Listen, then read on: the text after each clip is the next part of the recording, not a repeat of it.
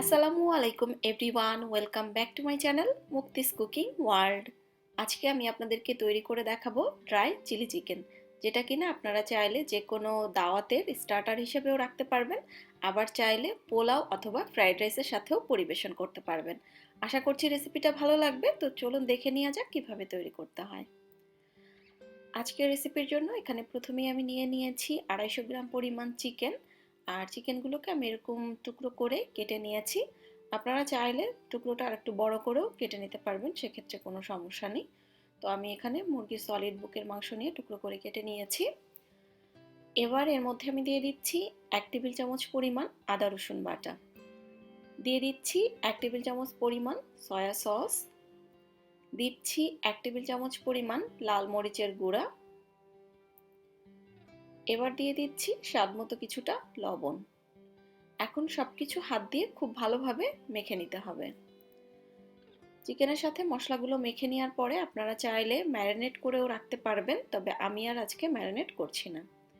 মশলা মাখা চিকেনের মধ্যে দিয়ে দিচ্ছি একটা ডিম।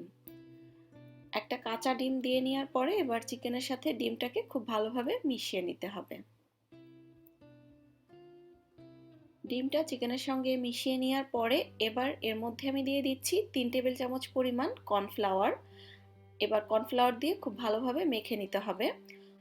চেষ্টা করবেন কর্নফ্লাওয়ারটাই ব্যবহার করার জন্য, এতে করে কোটিংটা পাতলা হবে, যার কারণে ভিতরে জুসটা ইনটেক হতে খুব সহজ হবে।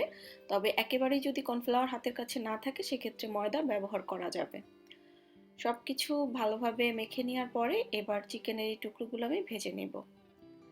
চুলায় একটা হাঁড়ি বসিয়ে তেলটাকে খুব ভালোভাবে গরম করে নিয়েছি। এবার গরম করে নেওয়া তেলের মধ্যে চিকেনের টুকরোগুলো আমি এক এক করে দিয়ে দিচ্ছি। চিকেনের এই টুকরোগুলোকে হাই হিটে ভেজে নিতে হবে, একদম লো হিটে ভাজতে যাবেন না, তাহলে চিকেনটা একদম ড্রাই হয়ে যাবে। হাই হিটে দুটো পাশ উল্টে পাল্টে ভেজে নিতে হবে 3 থেকে 4 মিনিটের মতো সময় নিয়ে। এতে করে চিকেনের টুকরোগুলো একদমই ড্রাই হয়ে যাওয়ার কোনো ভয় থাকবে না। তো এরই মাঝে দুটো পাশ আমার লালচে করে ভাজা হয়ে গিয়েছে, এবার এগুলো আমি তেল থেকে তুলে নিচ্ছি।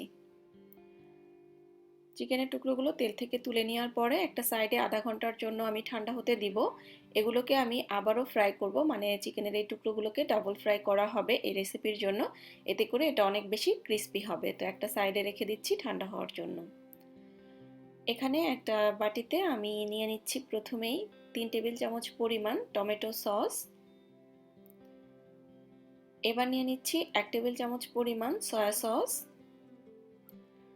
আরও নিয়ে নিচ্ছি এখানে আমি 1 চা চামচ পরিমাণ সাদা সিরকা বা ভিনেগার। আপনারা সিরকার পরিবর্তে লেবুর রসও ব্যবহার করতে পারবেন। এবার ভালোভাবে সবকিছু মিশিয়ে নিচ্ছি। মিশিয়ে এটাকে একটা সাইডে রেখে দিচ্ছি।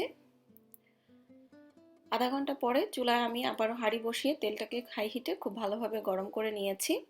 তেলটাকে ভালোভাবে গরম করে নেওয়ার পরে চিকেনের টুকরোগুলো দিয়ে দিচ্ছি এবং এই চিকেনের টুকরোগুলোকে আবারও হাই হিটে প্রায় মিনিট দুয়েকের মতো ভেজে নিব, আরও কিছুটা লালচে করে। এতে করে চিকেনের এই টুকরোগুলো অনেক বেশি ক্রিস্পি হয়ে যাবে এবং চিলি চিকেনটা খেতেও কিন্তু অনেক বেশি মজার হবে। চুলায় আমি আবারও একটা হাঁড়ি বসিয়ে নিয়ে এর মধ্যে দিয়ে দিচ্ছি 1 টেবিল চামচ পরিমাণ বাটার। এবার বাটারটা মেল্ট হয়ে যাওয়ার পরে এর মধ্যে আমি দিয়ে দিচ্ছি 1 টেবিল চামচ পরিমাণ রসুন কুচি। এবার রসুনটাকে হালকা একটু ভেজে নিচ্ছি। রসুনটা হালকা কিছুটা ভেজে নেওয়ার পরে এবার এর মধ্যে আমি 1 চা চামচ পরিমাণ দিয়ে দিলাম চিলি ফ্লেক্স।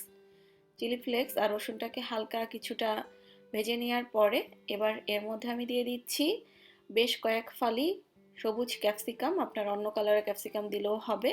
আর দিয়ে দিচ্ছি অর্ধেকটা পরিমাণ বড় সাইজের পেঁয়াজের টুকরো করা অংশ। এবার এগুলোকে 1 মিনিটের মতো একটু আমি ভেজে নিব হাই হিটে।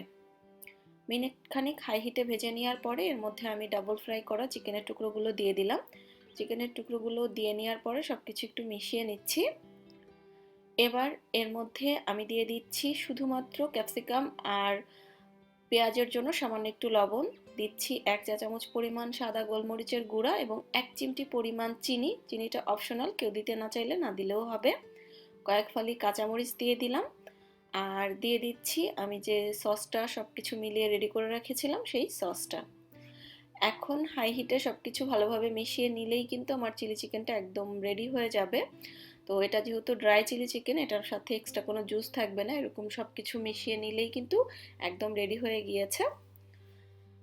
আর এই তো তৈরি হয়ে গেল আমার ড্রাই চিলি চিকেন, যেটা কিনা আপনারা খুব সহজেই অতিথি আপ্যায়নে স্টার্টার হিসেবেও ব্যবহার করতে পারবেন, আবার চাইলে পোলাও কিংবা ফ্রাইড রাইসের সাথেও পরিবেশন করতে পারবেন। আশা করছি রেসিপিটা ভালো লেগেছে।